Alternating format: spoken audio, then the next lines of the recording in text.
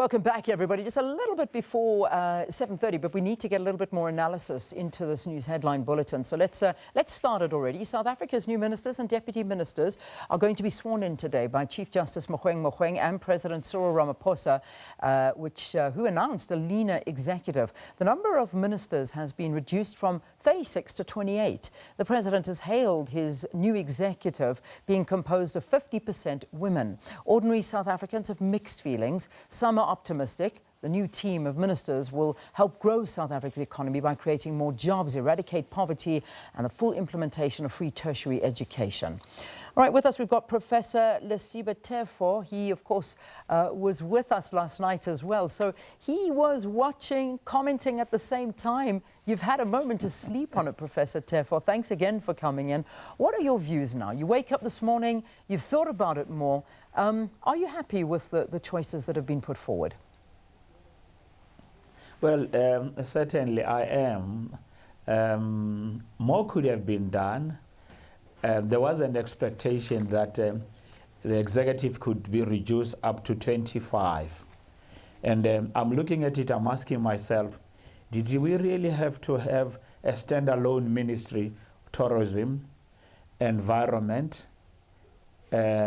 So yes, he had to compromise. He had to meet some expectations, and he had to contend with the challenges that pertain to having a tripartite alliance. But in the main, yes, I'm happy. It could have been at least reduced further. But it is about the deputy ministers. There are too many superfluous, redundant, and he could have done a lot better to send a message that is consistent with what he said all along. Professor Tefo, you're touching on an important point then, and that's why I just want to pause you, is this talk of this reduced cabinet. And I think one of the surprising aspects in this is, yes, we talk reduced, but I mean, let's get a little bit deeper into the talk of reduced, because I think we've gone down from not even 10 ministries, 10 different ministries. So, you know, how much reduced is it? Are we talking a little bit of spare change? He could have done a lot more, especially in terms of the fact that there appears to be 2 deputy ministers in one portfolio, whereas people have been complaining that one deputy minister is really not even necessary. Now we've got 2 in many portfolios. Yeah, I think it was more about accommodating other interests. I mean, let's just take land affairs and rural development. You have got one of the best appointments you could imagine. A very capable, experienced minister in Togo Didiza who acquitted herself well. And there is excitement within the sector, across the color line, across the political spectrum. Do you need 2 deputy ministers there?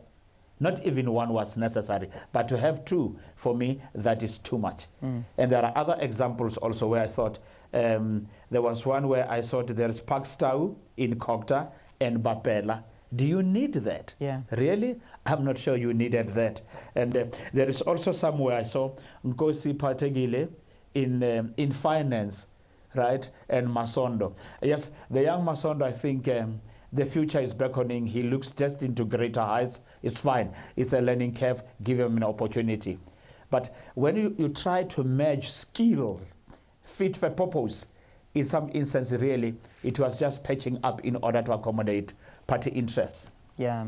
I mean, when we look at those numbers, basically, in the days of former President Jacob Zuma, we went up to 72 that were in total with the president, deputy president, and the ministers, and deputy ministers. Now, we're sitting with 64. That's only 8 less.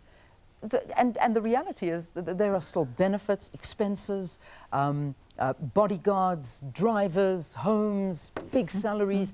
How much money are we really saving here?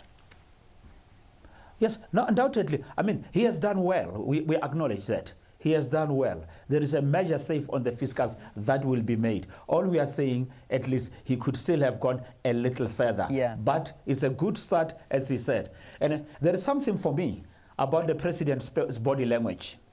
He looked a bit subdued, and I had a sense that he probably didn't get exactly what he wanted. And we are going to live with this problem for as long as we don't change the Electoral Act and enable the presidents to serve the people without looking behind their shoulder and to cover their backs. Some saying that he has the wherewithal to lead us. Some saying that this has been the most transparent negotiations. He has spoken ad nauseum to a lot of people. He's had a lot of input into this. He's spoken to the alliance partners. He's gotten opinions. He's really taken into consideration a lot of people's feelings, a lot of people's hopes and dreams. Is it too much? I think you will have to cut down on consultation. And consultation, by definition, is consultation. At the end of the day, one must take a decision and be responsible for those decisions. But the structure and the framework within which he operates, not only him, I mean, it is exactly this framework that led to a very capable CEO of this country called Thabo Mbeki be removed. But if he was elected by the people of South Africa, he would have finished his term because he was doing a wonderful job. And I'm saying Ramaphosa has the wherewithal to take it to another level, but he will be constrained by the major opposition that comes from within than those sitting on the other side of the House. We'll leave it there, Prof. Thanks so much again for talking to us and giving your views here on the program. So we'll continue some analysis. In fact, shortly we're going to be joined by COSATU, and that's going to be quite an interesting conversation to see what their reaction is to the announcement from Cabinet, and also talk that they were very much so consulted and involved in this process. But as you heard Professor Tefo saying, our president needs to stop down on so much consulting. All right, let's end that there. Those were the headline. Of course, the top story is the talk of the Cabinet this morning. But right